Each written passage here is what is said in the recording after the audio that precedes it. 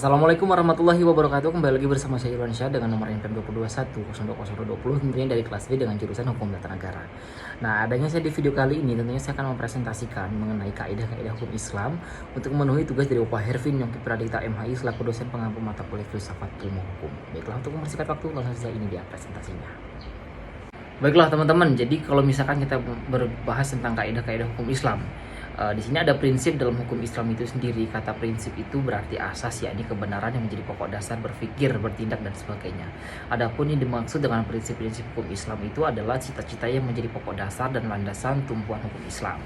Adapun prinsip-prinsip dalam hukum Islam itu antara lain sebagai berikut. Yang pertama, meniadakan kesempitan dan kesukaran. Contohnya saja, misalkan si A, orang yang sedang bepergian, sakit dalam keadaan hamil atau menyusui, boleh tidak berpuasa. Lalu yang B, orang yang tidak kuat berdiri untuk mendirikan sholat, maka ia boleh melakukan sholat dalam keadaan duduk atau sambil rebahan ya. Lalu kedua, sedikit pembebanan.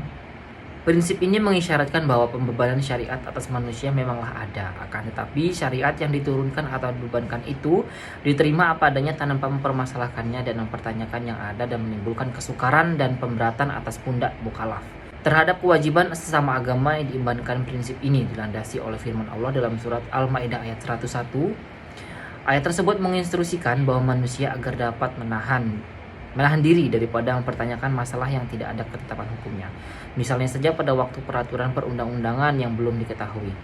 Dan agar permasalahannya itu sementara dibiarkan dan kemauan permasalahan itu dipecahkan melalui kaidah-kaidah umum demi memberikan kelonggaran pada manusia. Lalu yang ketiga, bertahap dalam penetapan hukum. Al-Quran diturunkan secara berangsur-angsur bukan sekaligus, sebab mengingat potensi manusia yang sangat terbatas, hingga ketika ada ayat yang telah diturunkan kemudian dipahami, barulah ayat tersebut diturunkan. Lalu yang keempat, memperhatikan kemaslahatan manusia. Dalam penetapan hukum selalu didasarkan pada 3 pokok, yaitu yang pertama adalah hukum ditetapkan setelah masyarakat membutuhkan hukum-hukum itu. Lalu yang kedua, hukum ditetapkan oleh manusia, kekuasaan yang berhak menetapkan hukum dan memudahkan masyarakat ke bawah ketetapannya. Kemudian yang ketiga atau C, hukum-hukum ditetapkan menurut kadar kebutuhan masyarakat. Nah, lalu yang kelima, mewujudkan keadilan. Menurut manusia, pandangan Islam adalah sama baiknya di hadapan Allah maupun di hadapan hukum, tanpa ada melihat ketinggian ataupun rendahnya suatu jabatan seorang, mau tua maupun muda, melainkan seoptimal dan semaksimal apa yang telah ia perbuat dalam hukum Allah. Itulah yang mendapat predikat takwa. Nah, lalu kita kali ini membahas mengenai kaidah dalam hukum Islam.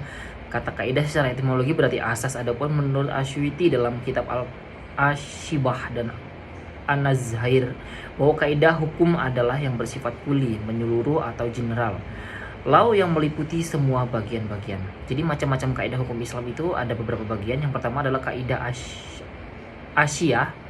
Segala sesuatu atau perbuatan tergantung pada tujuannya. Adapun kebiasaan itu dapat ditetapkan, sebab hukum sebagai hukum atau kemudaratan itu saling dihilangkan. Yang mudah diyakini tidak dapat dihapus oleh keraguan-keraguan. Lalu yang terakhir, kesukaran itu mengatakan kemudahan.